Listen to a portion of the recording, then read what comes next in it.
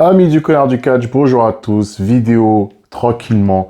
Et on va parler de All Elite Wrestling, la compagnie numéro 1 de catch, selon votre Connard du Catch, bien sûr. De catch, je parle bien de catch, pas d'entertainment, je sais pas quoi. Bon bref, on est là parce que l'heure est grave.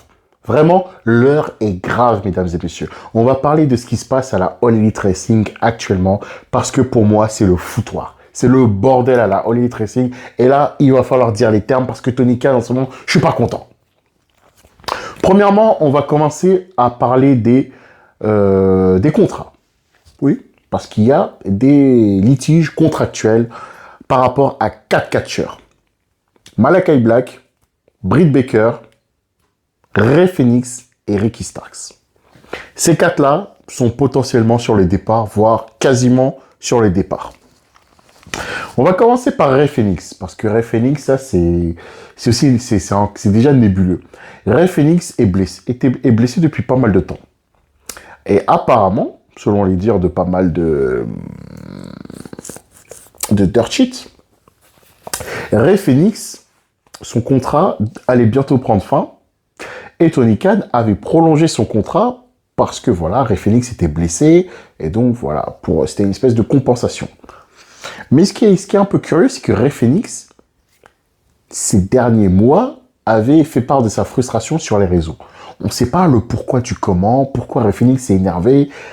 Son traitement est assez étrange.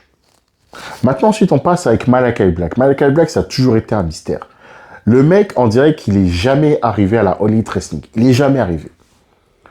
Il n'est jamais arrivé. Franchement, parce que là, maintenant, encore une fois, on dit que le mec, il veut se barrer, mais on ne sait pas, il lui reste combien d'années de contrat.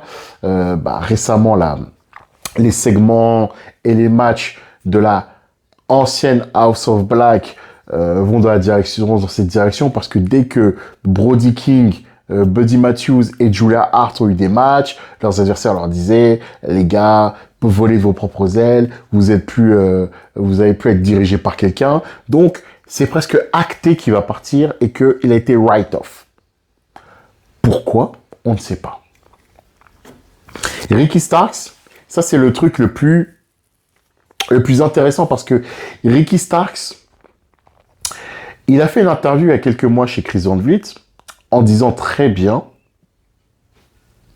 il faut écouter l'interview, les haineux de la AEW, que Tony Khan l'avait autorisé à aller au Royal Rumble, parce que Cody Rhodes, son meilleur pote, et à WrestleMania surtout. Mais les idiots là, les anti-AEW ont osé dire que Tony Khan a été énervé que Ricky Stark soit parti au Royal Rumble et à WrestleMania. Mais Ricky Stark avait bien précisé chez Chris Van Vliet que c'est certains talents qui étaient venus lui parler en lui disant que c'était pas très intelligent qu'il soit parti au Royal Rumble parce qu'il avait été filmé. Oui, c'est vrai même lui, même moi je suis d'accord avec lui en disant, mais les gars, est-ce que je savais qu'il allait avoir des caméras de surveillance qui allaient me choper et tout, qui allaient me prendre en photo et après diffuser ça sur les réseaux. C'est vrai franchement, il nous en montre de fou quand même. Hein. Mais Ricky Stark, ça fait quand même pas mal de mois qu'il est au placard, mais on ne sait pas pourquoi. On sait pas. Britt Baker, moi, je vais pas la regretter, je vous cache pas. Britt Baker, pour moi, j'ai jamais aimé. Et ça m'a donné, les faits m'ont donné raison, parce que Britt Baker, de toute façon, il y a des gens en backstage il y a pas mal eu de problèmes en backstage avec elle. Bizarre que sa meilleure pote, la championne des États-Unis à la WWE, n'a pas relevé ça. Bizarre. Mais voilà. Donc, la meuf, c'est une meuf problématique, apparemment. Donc, voilà. Je comprends un peu pourquoi Tony Khan l'a mise en retrait. Bon, même s'il lui a donné quand même un autre Wembley contre Mercedes Moné, ça restera un mystère. Une fois que c'est fait, parlons du booking All Elite Wrestling, parce que là, je suis pas content. Le booking All Elite Wrestling, c'est du n'importe quoi en ce moment. Là, il faut dire clairement les choses, c'est du n'importe quoi. Surtout sur la scène main event, parce que la mid-card, ça va. Même si Le côté donner les titres au Earth Syndicate au bout de 2 mois, c'est n'importe quoi. C'est n'importe quoi. Comment tu peux tuer les pépites que tu étais en train de créer? Bon, même si Private Party, ils ont eu pas mal de hauts et de bas, mais là, tu les as mis champions par équipe, tu aurais dû continuer à capitaliser avec eux. C'est l'avenir. C'est les mecs du cru. C'est les originaux. Pourquoi tu donnais les titres par équipe à des mecs qui ont été virés il y a à peine 2 mois par Triple H à coups de pied au cul? D'un côté, les haineux qui disent que Tony Khan qui prend les restes de WWE, ça donne raison à ces idiots. Tu donnes les titres tag à des mecs qui sont arrivés il y a à peine 2 mois. Certes, ok, Bobby Lashley, MVP, d'accord, mais MVP, Bobby Lashley et Shelton Benjamin, les mecs quand même, ils devaient donner ils devaient donner du momentum aux Private Party. Là, les Private Party, c'est bon, c'est une blague. Tu les as décrédibilisés. Revenons au main event, parce que le main event, ça commence à m'énerver là. Jon Moxley, champion World AEW, moi ça me dérange pas. Le Death Rider, moi je suis encore dans le train, même s'il y a beaucoup de gens voilà, qui découpent la storyline du Death Rider, qui enterrent déjà cette storyline.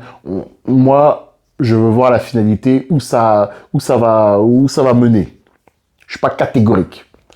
Mais là où je suis catégorique, c'est que depuis le début, depuis que Jon Moxley est champion AEW, en termes d'adversité, même si Orange Cassidy, à la limite, c'était logique, comme il y a toujours une longue histoire entre les deux, mais là, ça déconne. Parce que Jon Moxley, champion AEW, tu lui donnes Cope, 51 ans, Jeff Jarrett, 57 ans. Je regarde la All Elite Wrestling ou je regarde une EHPAD? Ce n'est pas possible. Comment tu peux donner le main event à des mecs qui ont plus de 50 ans? Tony Khan, il faut que tu te réveilles. Là, c'est pas possible. Parce que, il faut être honnête. Si dans une autre compagnie, t'avais en main event des mecs qui ont plus de 50 ans comme ça, tu déchires la compagnie. Et on l'a fait avec Goldberg. On l'avait fait avec Goldberg à l'époque quand Goldberg avait pris le titre à Kevin Owens.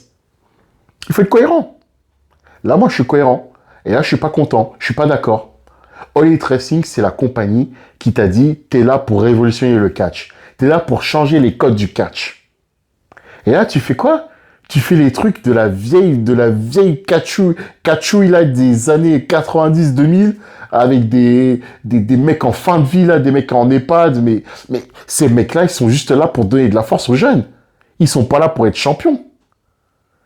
Je vous préviens, franchement, je suis vraiment, premier degré, je sens vraiment le Christian Cage Cope pour l'histoire AEW à All In, pardon. Et là, je serais pas bien. Parce que oui, Christian Cage qui a une espèce de mallette qui lui permet de cash in à tout moment pour avoir un championnat. Christian, certes, il est extraordinaire au micro et tout, mais Christian, ça doit rester de la mid-card. Christian champion AEW, mais on se dirige vers je crois, à l'une des pires années de la All Elite. Parce que là, en réfléchissant, les champions potentiels, c'est des mecs qui ont plus de 50 ans. Où sont les MJF? Où sont à la limite, Jack Perry? Où sont les Will Ospreay, les Kenny Omega, des mecs comme ça, des Swerve? Et tu mets tous ces mecs-là en mid-card pour un mec comme Cope, qui s'est fait lui-même aussi jeter à coups de pied au cul par la WWE, coup de chausson au cul. Merci, au revoir, merci d'avoir enterré Seth Rollins, d'avoir enterré Finn Balor et compagnie. Et là, le mec, il veut se mettre over, il veut se mettre en main event, il veut se mettre contre Moxley pour le titre et tout. Mais non, casse-toi, Cope, c'est bon, j'en ai marre. Déjà qu'on a Chris Jericho qui a plus de 50 ans, qui est champion de la Ring of Honor, et là, maintenant, on va peut-être non. J'en peux plus, franchement. J'en peux plus. All Elite, il faut vraiment se réveiller. Réveillez-vous, All Elite. All Elite, réveillez-vous, là, c'est plus possible. Et que dire de Diona Purrazzo? Parce que là, Diona Purrazzo, là, les dernières news qui disent que Diona Purrazzo qui est frustrée par son booking, mais bien sûr qu'on est... J'ai pas envie d'être méchant avec Diona Purrazzo, mais je me souviens quand j'étais parti à Philadelphie, Et que quand je l'avais rencontrée à la WrestleCon pour prendre une photo avec elle, quand je lui avais demandé, mais pourquoi t'as quitté la TNA? Bon, elle m'avait bien amadoué en tant que fan en disant, en plus après aussi, elle avait expliqué chez Chris Van Vliet il y a quelques mois dans son interview en disant, bah c'est vrai, bon, elle avait fait le tour à la TNA et aussi question voilà, oseille, All Elite donner plus d'oseille, mais voilà, moi j'avais mes craintes sont montrées réelles, voilà, il fait rien de Diona Purrazzo. Et limite, il avait même humilié Diona Purrazzo chez elle à Full Gear. Et il y a 3 mois, elle était dans le kick-off, dans le buy-in. Et elle a perdu contre je ne sais plus qui. Pour être tellement que je suis, voilà, pour vous dire. Pas un petit paquet en plus. Ah, Anadje. Elle avait perdu contre Anadje en 7 minutes.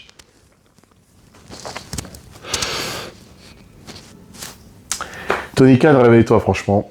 Réveille-toi, Tony Khan, parce que là, ça commence à bien faire. Moi, je serai toujours derrière All Elite Wrestling contre tous ces idiots, tous ces parasites, tous ceux qui veulent la mort de All Elite Wrestling. Mais là, par contre, en termes de booking, là, il faut que les mecs se réveillent parce que là, c'est plus possible. Merci d'avoir suivi cette vidéo. Likez-la, partagez-la, commentez-la. Dites-moi ce que vous pensez de All Elite Wrestling actuellement. Et déjà, à tous les idiots qui sont contre All Elite Wrestling, là, c'est pas la peine. C'est pas la peine, je vous répondrai pas.